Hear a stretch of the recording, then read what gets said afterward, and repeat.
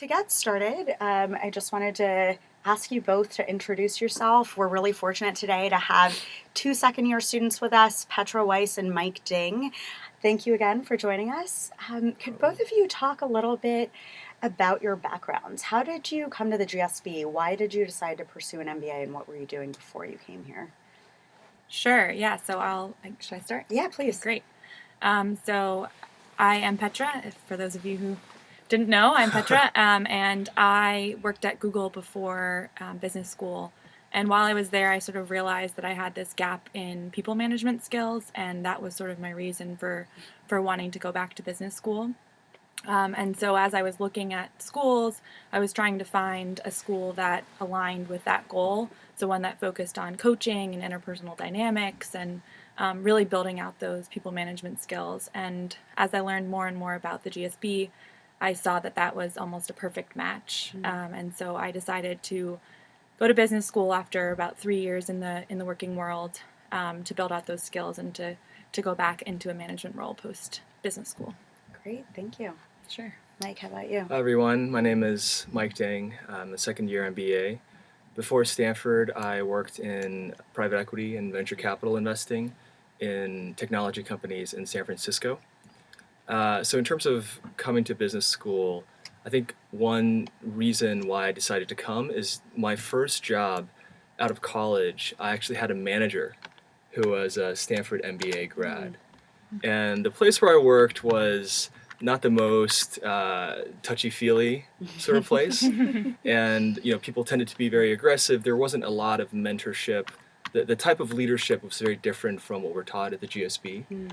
And one thing that really inspired me in my first employer was how this guy took a very active interest in my development. And he led in a way that was very motivational, inspiring, very empathetic. And I just really respected him. I admired the way that he managed, and I wanted to learn how to do that as well. And he actually encouraged me to apply to the GSB and was actually one of my recommenders as well. Awesome. That's great. That actually brings up a question that one of you is asking online about the Alumni Network. So you worked with, someone in the GSB community pre-MBA. How have you leveraged that network currently? And that goes for both of you, whether it's through internships or general mentorship. Sure. Do you want to take it? Or? Sure, I can talk a little bit about that. So I have worked at a number of firms that have been led by GSBers. So the private equity firm I worked before business school was founded by a GSBer. I worked at an investment firm in New York over the summer that was also founded by a GSBer. And in each case, when I received an offer from these places, throughout the process, I'd actually been able to contact these individuals because they were affiliated with the GSB, because they took an active interest in students who were interested in the GSB or were currently attending the GSB. And in each case, I think the application process itself was already very much helped by the fact that I was a part of the GSB network.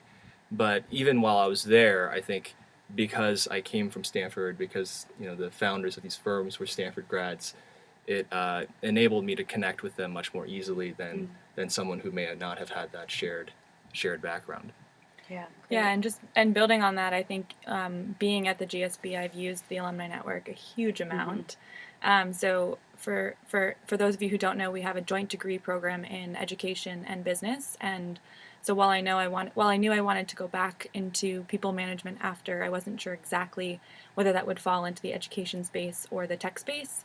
And so I have done probably about 100 informational interviews with folks both at the GSB on the staff and also alumni who have gone into all sectors of education, so ed tech, higher ed, and charter schools and basically everything, and have used those informationals to really help me figure out where I belonged in those two fields. And so I think the alumni have been hugely helpful in getting me to where I am and helping me figure out what's next for me.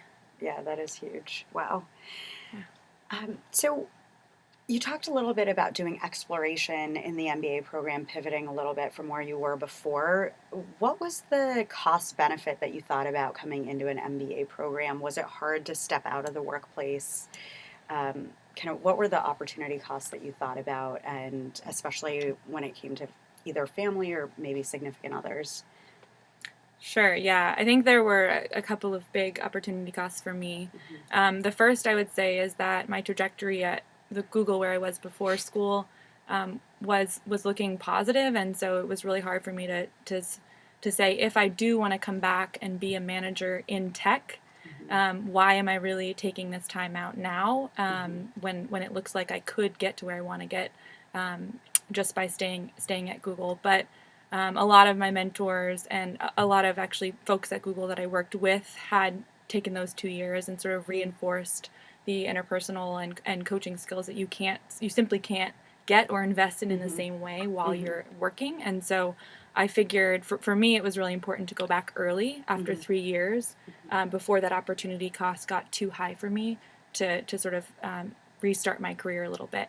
And then again, also, I think because I wanted to explore education as well, it seemed like a good time to really decide, do I continue to invest in the tech space or not? So it seemed like an opportunity cost, but when I stepped back, didn't feel like as much of one, or it seemed like going early would sort of reduce that. And then I would say the second big thing is my fiance lives in New York City.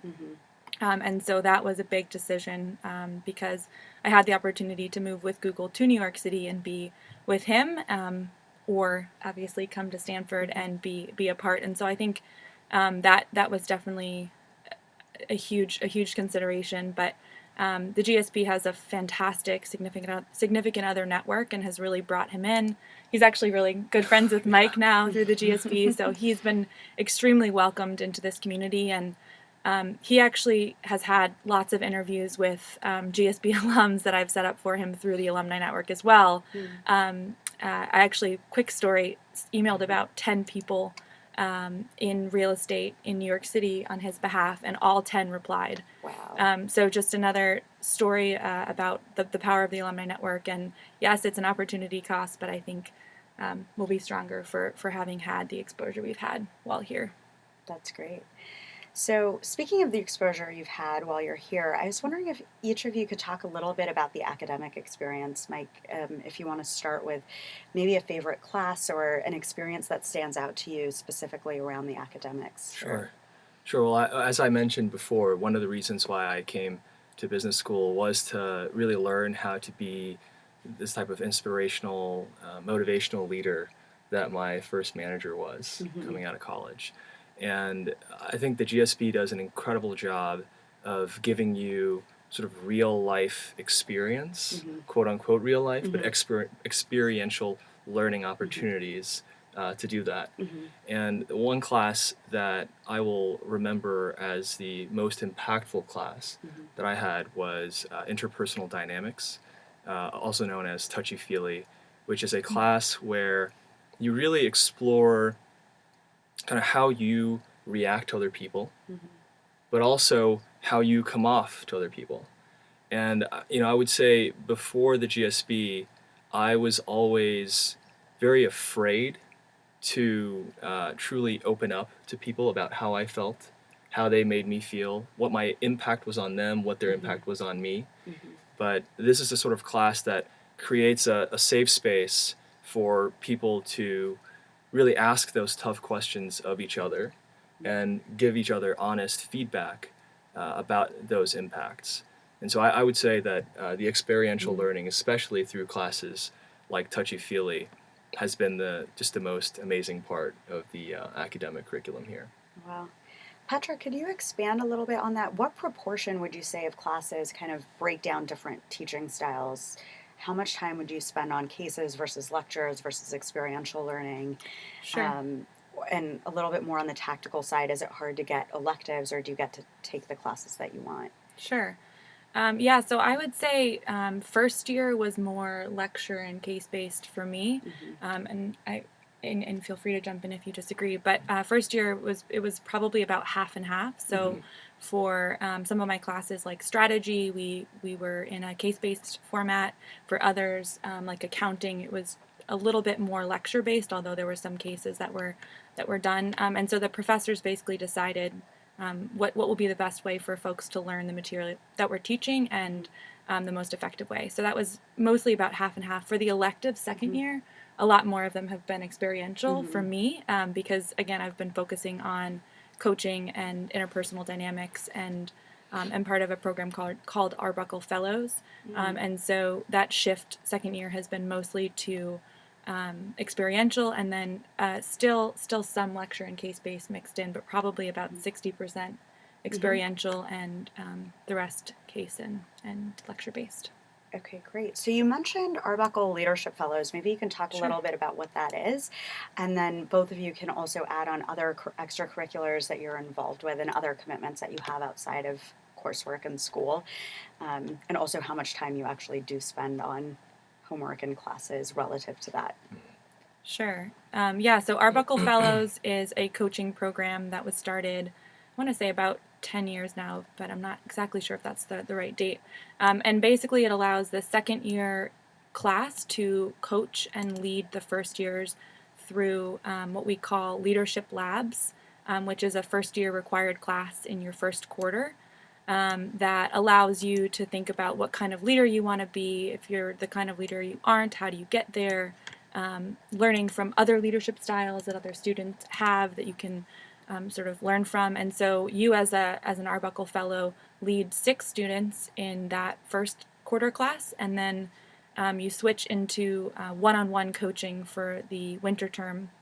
And so you actually get assigned 3 coachees that you work with each week for an hour, working through all sorts of topics. So it ranges from leadership topics to how do I balance my life at the GSB, academics and social and career, to just personal stuff that's going on. So that's been my most fulfilling activity at the GSB, a huge chunk of time, but a really great way to practice those leadership and coaching skills that I came here to work on. Awesome.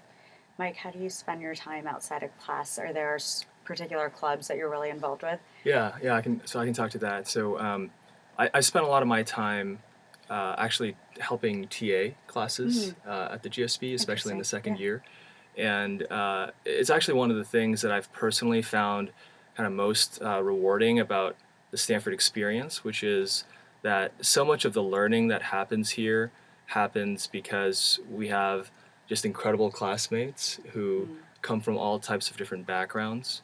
And so because I have a finance investing background, I've spent a lot of my time this year helping 2 of the finance professors here teach classes, TA classes, develop case material. And that's sort of been my big commitment outside of regular coursework. And it's something that I do because I think, one, it's good practice in terms of learning how to be a leader, how to communicate, how to teach people.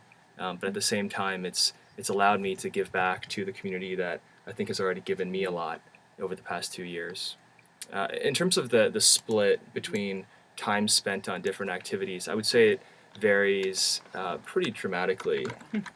So it's very hard to say, what the average is because it's very unrepresentative of the variance is very large.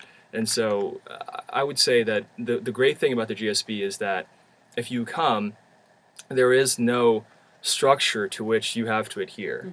If you want to spend a lot of time on academics, and I feel like I've probably indexed on that relatively more heavily than some of our classmates, then you can do that. If you want to spend more of your time on extracurriculars, more of your time on even social activities, that's completely accepted and even encouraged at Stanford. So I think it's really hard to say what a typical GSB student looks like because there is no typical GSB student. Like everyone has different priorities, and all those priorities are welcomed by the community. Yeah, choose your own adventure. Yeah. So we've talked about learning in the classroom. Could each of you talk about one of the global experiences or maybe multiple that you've been involved with and how that's shaped your GSB experience? Sure. So I participated in a GST, so a global study trip to Thailand last winter. And so the global study trips are led by second years. So we were, I was a first year at the time, so we were taken to Thailand by 5 second years who totally crafted the experience and chose to look at the country through food. So we studied the sort of the food supply chain in Thailand. We looked at, we visited a local rice paddy, but we also looked at, went and visited some of the largest conglomerates that are actually packaging and distributing all over the world. And so we just had a chance to explore a new culture, meet with all sorts of people, again, from someone running their own small shop to someone running a huge conglomerate, and we're able to do it together. So it was definitely, for me, I thought it allowed me to see the country in a whole new way because we were very on the ground, and sort of seeing it from all these different angles. But also it really allowed me to forge incredible friendships through just by being in a country in a totally new place with folks that I didn't know super well before the trip. And so I think I left with a whole new appreciation for the country of Thailand, but also for a lot of my classmates who I may not have otherwise gotten to know. Great. Yeah, I had a similar experience. The trip that I remember most vividly is actually one that was organized by our classmates to India. And we spent about 10 days there, met with everyone ranging from political leaders to small business owners to executives at larger corporations, and learned a lot about India, developed a new sense of appreciation for the amount of growth and potential in the country.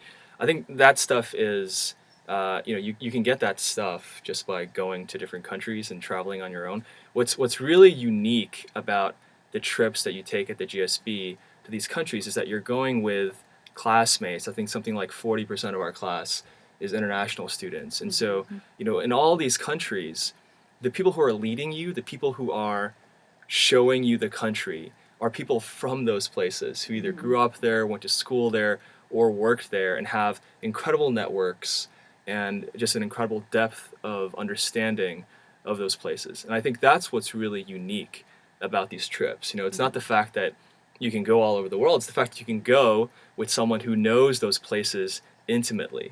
And that's been the most, I think, meaningful part of the international experience for me at the GSB. Yeah, our trip leader to Thailand actually was from Thailand, and so we had big family dinners with her family who all live over there, and got to meet leaders who we would not otherwise have had access to. So I think that's a really good point about seeing the country through someone's eyes who's actually experienced it day to day. Yeah. Great. So some of the exploration happens through global experiences. I think a lot of self-exploration also happens at the GSB. And when you think about exploring your career opportunities, have you used any specific resources at Stanford to help you navigate that kind of exploration? I know you mentioned possibly doing a career change. So how has that been influenced by the GSB and opportunities through the MBA program? Yeah, I would say for me, it was mostly those informational interviews that has shaped that. Again, the access to the Alumni Network. Also, we have a fantastic career center. So I basically took those informational interviews, had like 2 buckets that I wanted to focus on for my summer internship and for longer term. And the career center pulled up a whole nother list of alums in those spaces, helped me think through a timeline to actually think about trying different things during the year. And I'm actually doing an internship. So as I mentioned, I'm a joint degree student in ed and in business, and I'm actually doing an internship with Stanford undergrads with through the Res Life department to fully explore that higher ed opportunity. So that's possible. You get course credits through the GSB. So I'm actually getting credit for that internship. And so you don't just have the summer experience to explore this career change, but you also have time throughout the year. I have classmates who have started companies. I have classmates who have done 390s, what we call a 390, similar to this experience with Res Ed. And because we have access to Silicon Valley, a lot of folks are pitching VCs and working there day to day. So I think both the Alumni Network, the Career Center, and this internship day to day have really helped me solidify how to make that change and whether I want to make that change. Okay.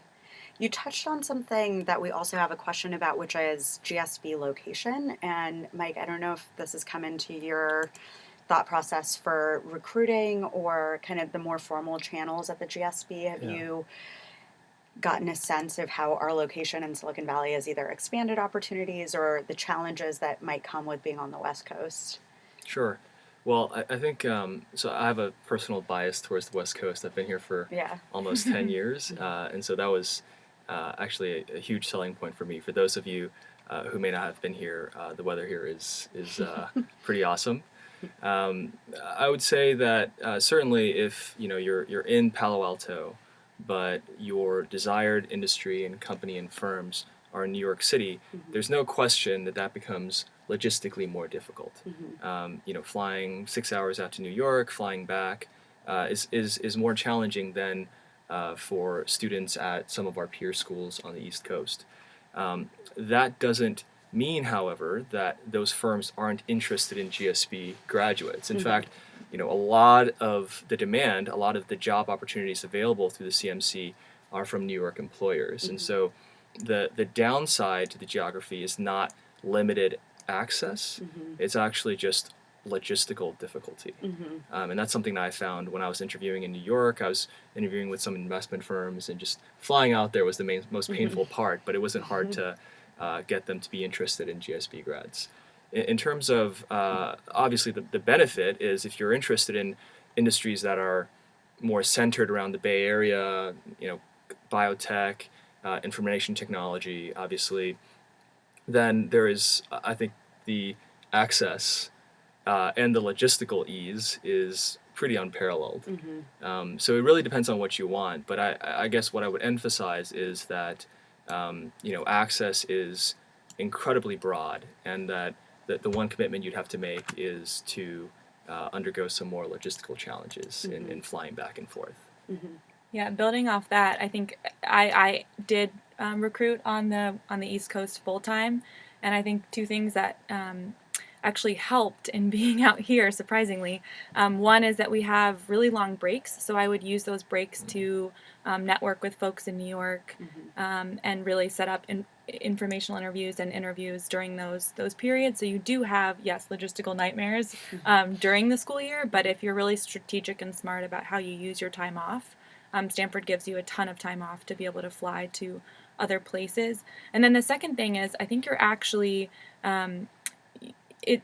recruiters are, I think, a little bit more surprised to get emails from folks on the West Coast about East Coast jobs and jobs in Chicago and jobs in Texas and things like that. So I think you actually have, or I found that I actually had somewhat of an advantage because they were like, why would you want to leave California? And so I found myself actually recruiting with a smaller pool of people. And so I think, yes, you do have the access if you want to stay in California, but if you don't, I think both the availability of breaks to network, and then also the fact that most people do choose to stay in California, you're a bit of an anomaly. You actually have some increased opportunity as a result. And I think also the size of our program relatively compared to the number of opportunities on the East Coast, it's just a supply-demand perspective. There's so few people, I think, relatively in the larger scheme, that it creates a supply-demand advantage for our student body. And you brought up a really good example, even with your significant other working in real estate in New York, having access to our alums. So I also think about networks more broadly than geography. I think a lot about networks in 2016 kind of being informational networks and access to people who really have deep expertise. And I think so much of that, I mean, of course, you want contextual knowledge, but also learning about the access to information that you have through our alums can really cross borders and time zones pretty easily these days. Yeah, for sure. So while logistics can be a challenge, we also have a question about challenges in general at Stanford. And someone's asking us, what has been your most difficult experience at Stanford? It's a head scratcher. Sure, I can talk about mine. Yeah, so I'm actually at Stanford with my partner, and we applied at the same time. We were both really fortunate to be admitted, and she's also an MBA too.